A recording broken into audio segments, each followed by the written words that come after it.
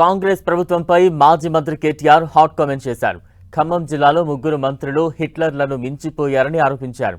ఖమ్మం జిల్లా పాలేరులో బీఆర్ఎస్ ముఖ్య నేతల సమావేశంలో పాల్గొన్న కేటీఆర్ ప్రభుత్వంపై విమర్శలు సంధించారు. అవినీతి విషయంలో మంత్రుల మధ్య పంచాయతీలు నడుస్తున్నాయని అన్నారు. నాకు తెలుసు, మీకు తెలుసు, రేవంత్ రెడ్డికి తెలుసు, శ్రీనివాస్ రెడ్డికి కూడా తెలుసు.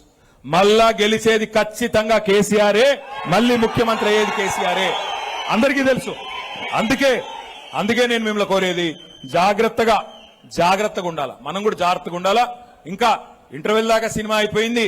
లాస్ట్ 1 year ఎట్లాగూ ఎలక్షనే, మిగిలింది 18 నెలలు.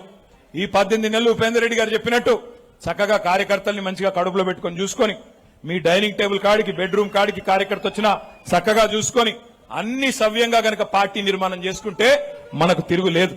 గిరిజనుల ఆరాధ్య దైవం సమ్మక్క సారక్క ఆ టెండర్లను కూడా వదిలిపెట్టలే, 70 కోట్ల టెండర్లు. దానికోసం కూడా మంత్రుల మధ్యన పంచాయతీలు, దానికోసం కూడా మంత్రుల మధ్యన కమిషన్ల కోసం కుమ్ములాటలు. నేను మీ అందరినీ ప్రార్థించేది ఒకటే, దయచేసి ఆలోచించండి, తొందరపడబాకండి, మనకు కూడా టైం ఉంది. మన పశ్చిమ బెంగాల్లో ఎలక్షన్ జరిగింది. ఎలక్షన్ కి ముందు 95 లక్షల ఓట్లు అక్కడ SIR ద్వారా తీసివేయడం జరిగింది. అక్కడ ఉన్న పార్టీ, అధికారంలో ఉన్న పార్టీ మమతా బెనర్జీ పార్టీ. వాళ్ళు ఓడిపోయారు, కేవలం 42 లక్షల తేడాతో ఓడిపోయారు. తర్వాత అంతకంటే ముందు బీహార్లో SIR జరిగింది.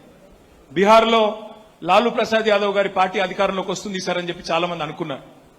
అక్కడ కూడా 65 లక్షల ఓట్లు తీశారు. చూస్తే మళ్ళీ అక్కడ కూడా లాలూ ప్రసాద్ గారి పార్టీ ఓడిపోయింది. నేను అనేది ఏమంటే, మనం అప్రమత్తంగా లేకపోతే ఇవాళ రకరకాల వ్యవహారాలు జరుగుతున్నాయని చెప్పి వార్తలు వస్తున్నాయి, వదంతులు ఉన్నాయి. కాబట్టి ఎంత అప్రమత్తంగా ఉండి ఎంత జాగ్రత్తగా ఉంటే అంత మంచిదనేది నా ప్రార్థన.